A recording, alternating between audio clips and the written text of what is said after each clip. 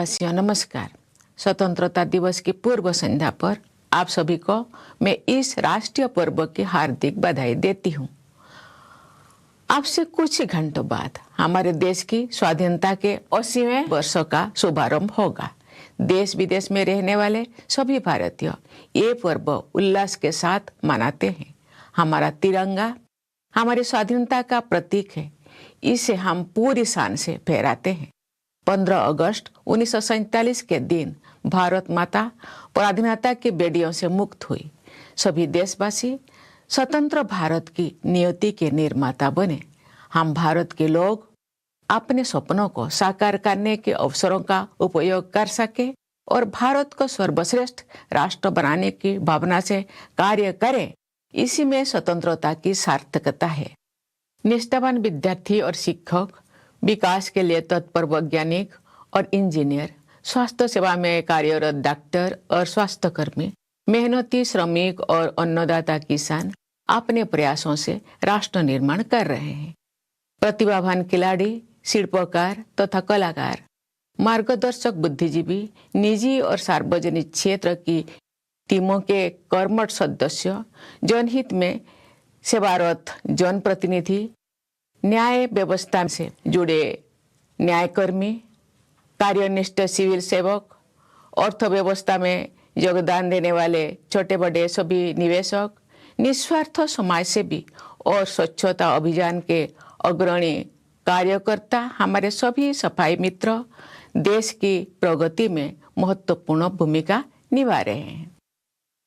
अन्य क्षेत्रों में सक्रिय असंख्य देशवासी तथा संविधान में निहित मूल कर्तव्यों का पालन करने वाले सभी नागरिक राष्ट्र निर्माण में महत्वपूर्ण भागीदार हैं। मैं उन सभी की हृदय से सराहना करती हूँ। तीनों सेनाओं के जवानों, सभी सशस्त्र पुलिस बलों एवं पुलिस कर्मियों की कर्तव्य निष्ठा के लिए मैं उनकी विशेष सराहना करती हूँ। विश्व पटल पर भारत का मान सम्मान बढ़ाने वाले प्रवासी भारतीयों और दूतावासों में कार्यरत देशवासियों की मैं प्रशंसा करती हूँ। प्यारे देशवासियों, स्वाधीनता के शताब्दी वर्ष 2047 तक विकसित भारत के निर्माण के लिए हम आगे बढ़ रहे हैं। अंत्योदय की भावना के साथ हमारा संकल्प है कि विकास का लाभ प्रत्येक व्यक्ति तक पहुंचे। अपनी समृद्ध विरासत और स्वाधीनता संग्राम के आदर्शों को अपनाते हुए हम आधुनिक विकास के मार्ग पर अग्रसर है।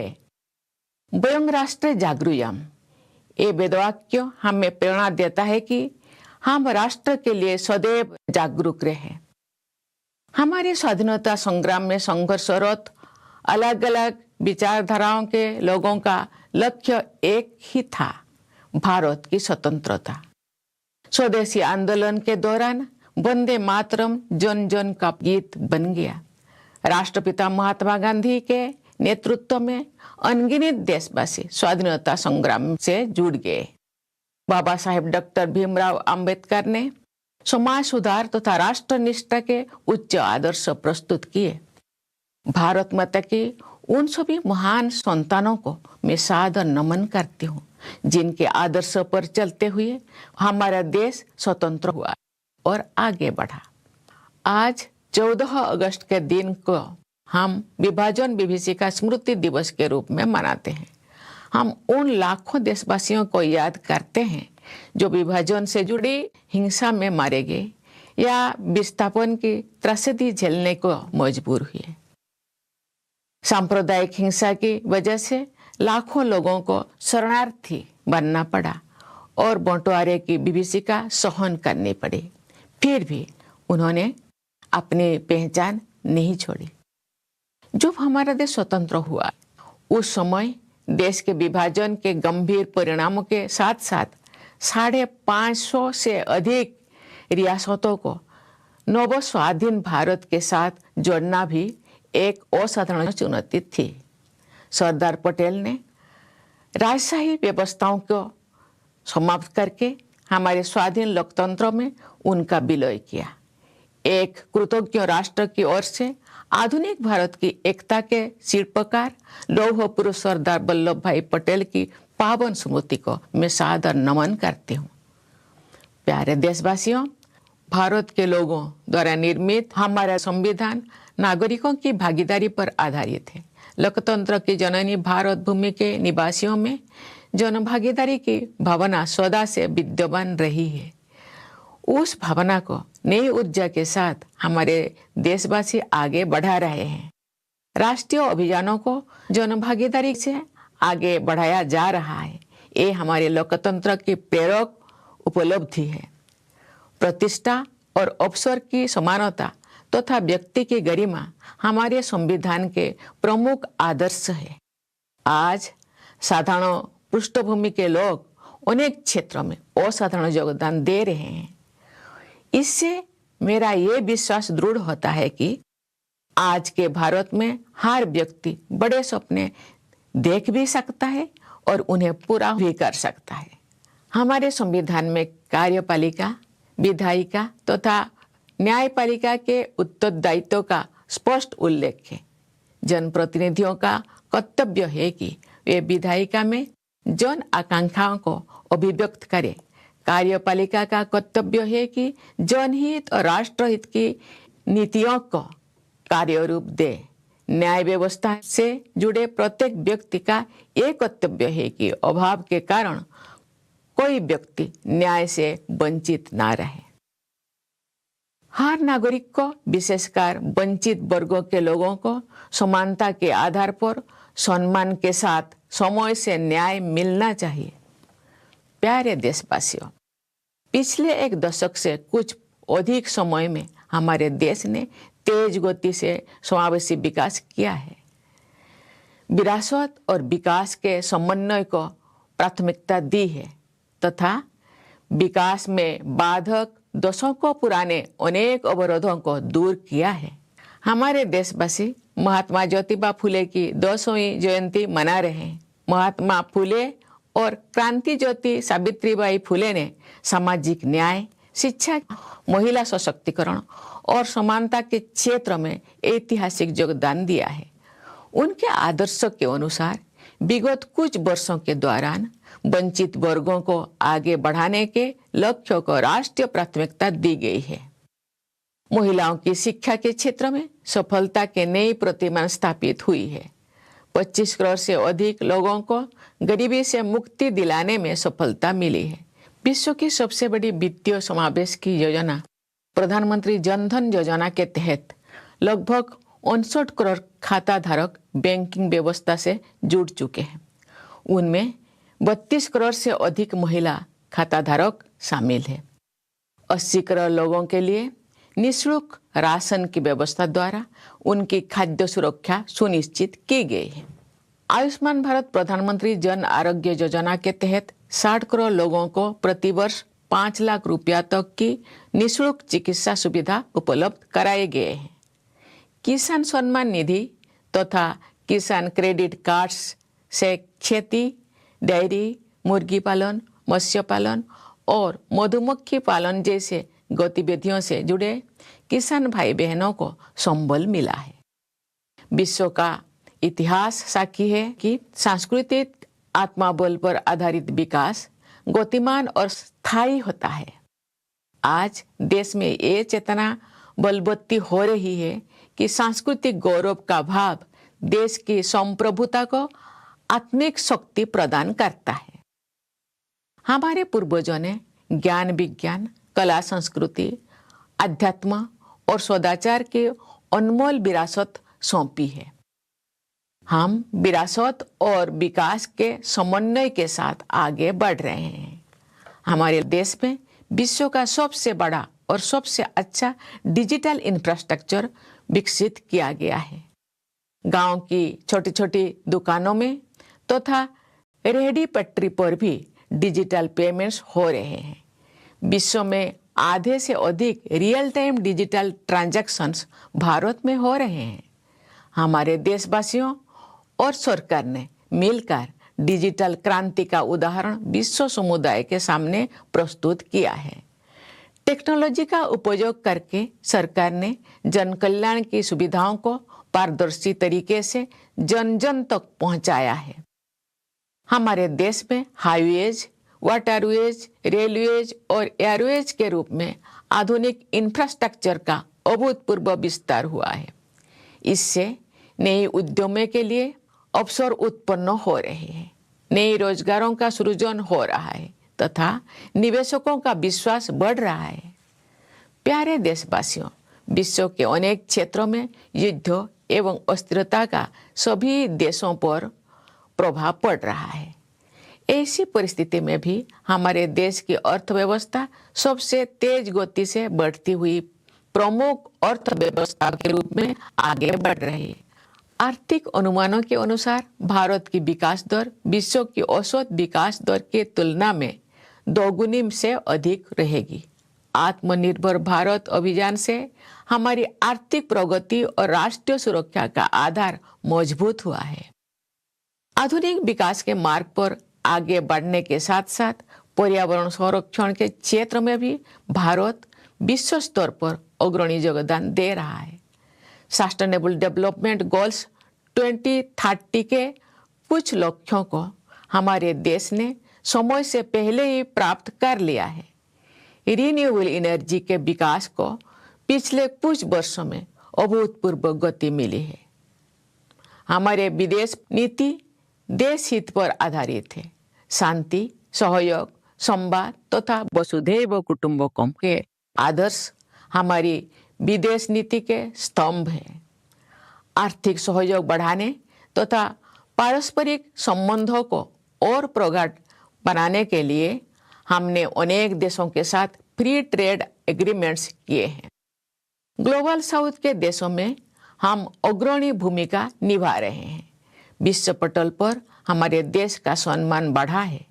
हम रूल्स बेस्ड इंटरनेशनल ऑर्डर में विश्वास रखते हैं। हमारे प्रयास है कि संयुक्त राष्ट्र संघ सहित मल्टीलेटरल ऑर्गेनाइजेशंस में विश्व समुदाय का समुचित प्रतिनिधित्व हो। हमारे इस प्रयास को अनेक देशों का प्रबल समर्थन मिल रहा है।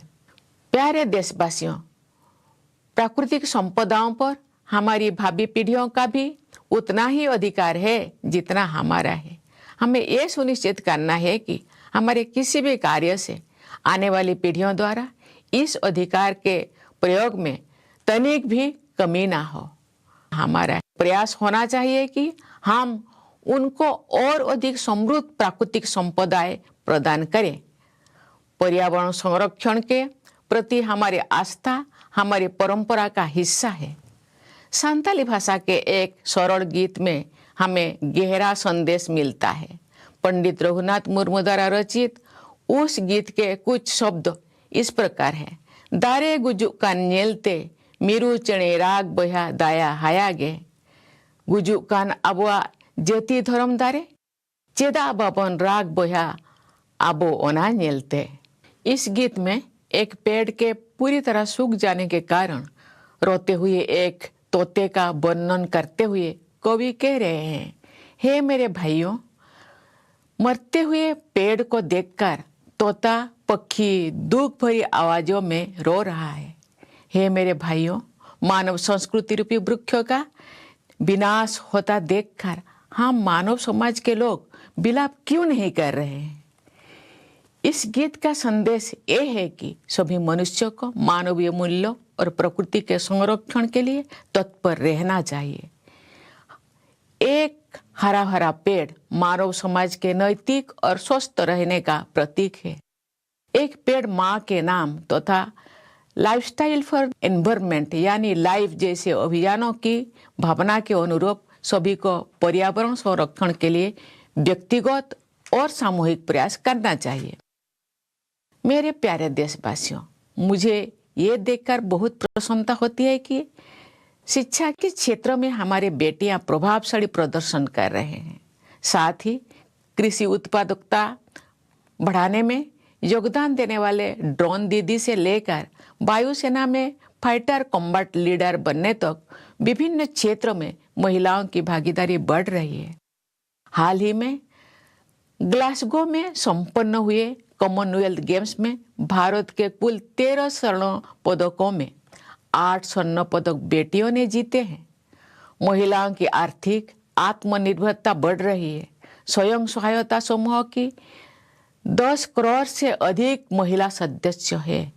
3 करोड़ महिलाओं को लखपति दीदी बनाने का लक्ष्य तय किया गया था।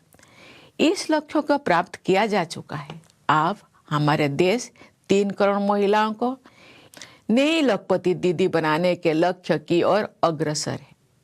मुद्रा योजना के तहत सहायता प्राप्त करने वाले उद्यमियों में लगभग 2/3 लाभार्थी महिलाएं हैं। महिलाओं की आर्थिक आत्मनिर्भरता के प्रयासों के साथ साथ हम देख रहे हैं कि वे विभिन्न क्षेत्रों में नेतृत्व प्रदान कर रही है। मतदान में महिलाओं की बढ़ती भागीदारी हमारी गणतंत्र की विशेष सफलता है। लोकसभा और विधानसभा में महिलाओं का 33% प्रतिनिधित्व आरक्षित करने के लिए वर्ष 2023 में नारी शक्ति बंधन अधिनियम पारित किया जा चुका है। इस अधिनियम के लक्ष्य को प्राप्त करने से महिलाओं का नेतृत्व बढ़ेगा तथा हमारा लोकतंत्र और अधिक समावेशी बनेगा। देश की कुल आबादी में 65% लोगों की आयु 35 वर्ष से कम है। ये युवा आबादी हमारी सबसे मूल्यवान संपदा है। हमारे देश के युवा टैलेंटेड है, कमिटेड है और स्किल्ड है। जमीनी स्तर पर युवाओं द्वारा किए गए विभिन्न समस्याओं के इनोवेटिव और प्रैक्टिकल सॉल्यूशंस को देखकर मुझे समाज और देश के लिए उनकी प्रतिबद्धता का परिचय मिलता है। केवल 28 वर्ष की औसत आयु वाली युवा टीम द्वारा हाल ही में रॉकेट का सफल प्रक्षेपण करके अंतरिक्ष अन्वेषण के एक नए चरण का शुभारंभ किया गया है। हमारे अनेक युवा स्वरोजगार के मार्ग पर चलते हुए रोजगार प्रदान करने की संस्कृति को अपना रहे हैं। युवा उद्यमियों की भागीदारी से हमारे देश में एक मजबूत स्टार्टअप इकोसिस्टम विकसित हुआ है। विश्व के बड़े बड़े उद्यम भारत के युवाओं की प्रतिभा और लगन से प्रभावित रहते हैं तथा उन्हें नेतृत्व की भूमिकाओं में नियुक्त करते हैं। ऐसे युवाओं ने विश्व समुदाय में भारत की युवा शक्ति की साख बढ़ाए हैं। हमारी युवा पीढ़ी भारत के स्वर्णिम भविष्य के प्रति मेरी आस्था को और प्रबल बनाती है। हमारे विद्यार्थी भारत के भविष्य निर्माता है। जिस तरह राष्ट्रीय सुरक्षा के लिए सरकार और समाज का एकजुट रहना जरूरी है, उसी तरह विद्यार्थियों के वर्तमान और भविष्य की सुरक्षा के लिए भी सभी के सम्मिलित प्रयास जरूरी है। सार्वजनिक परीक्षाएं विद्यार्थियों के लिए अवसर के द्वार खोलती है।